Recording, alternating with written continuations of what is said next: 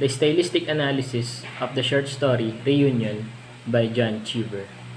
The goal of this research is to do a better and deeper understanding through stylistic analysis for the short story created by John Cheever, which entitled The Reunion.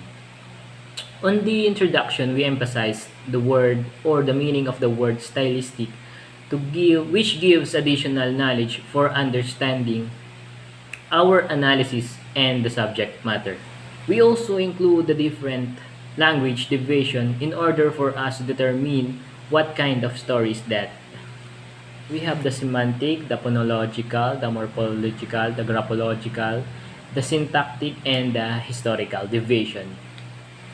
The other part of the paper will be discussed by Mr. Kuya Errol M, which is my partner in doing this analysis. Stylistic analysis of the short story Reunion by John Cheever of Bautista Joshua D. and Kuya Erolam. The goal of this research is to do a thorough stylistic analysis of John Cheever's short story Reunion. The study seeks to analyze four language levels relevant to the story: stylistically, phonological, syntactic, graphological, and semantic levels. Alliteration, assonance, consonance, and rhymes are four sound elements in the author's phonological style. The author's syntactic style is characterized by frequent departures from English word order, excessive use of punctuation marks such as comma, semicolon, and dash, hyphen, and inverted commas characterize the author's graphological style. The story's semantic level is mostly impacted by the use of beautiful synonymy.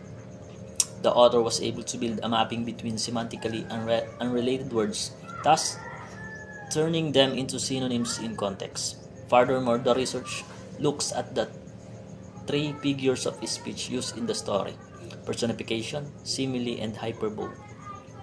It might be stated that the author's language is marked by variety and uniqueness, in which he employs a variety of linguistic and poetic strategies to demonstrate his unmistakable style and fingerprint, resulting in a story that is profound, touching, and engaging to follow.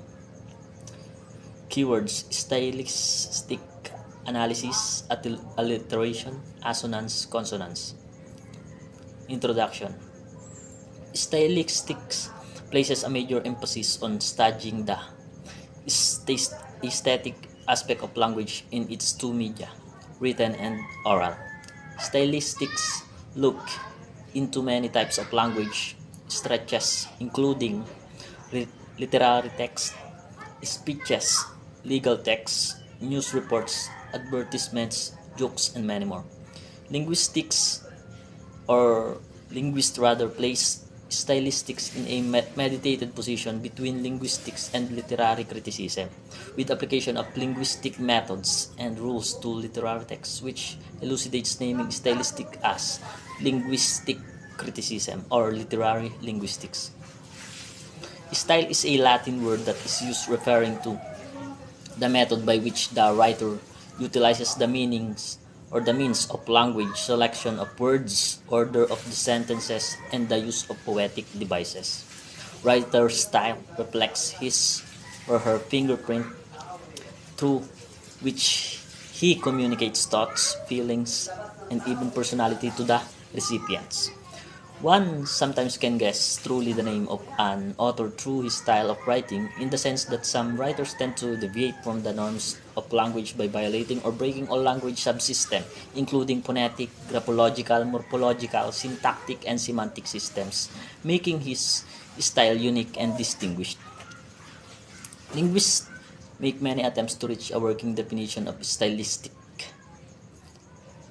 Define stylistic as a branch of linguistics which studies the characteristics of situationally distinctive use of language with particular reference to literary language, and tries to establish the principles capable of accounting for the particular choices made by individuals and the social groups in their use of language.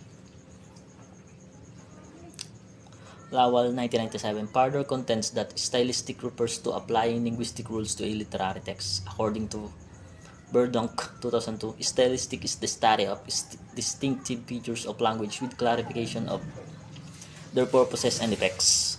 Widowson of 1975 advances one more definition of stylistics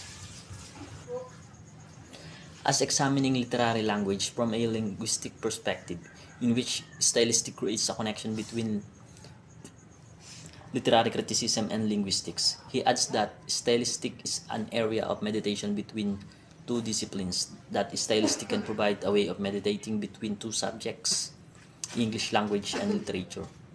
From the foregoing discussion, there is no general consensus over the definition of stylistic. However, it is agreed on that stylistic is a separate discipline playing in a mediating role between linguistic and literature.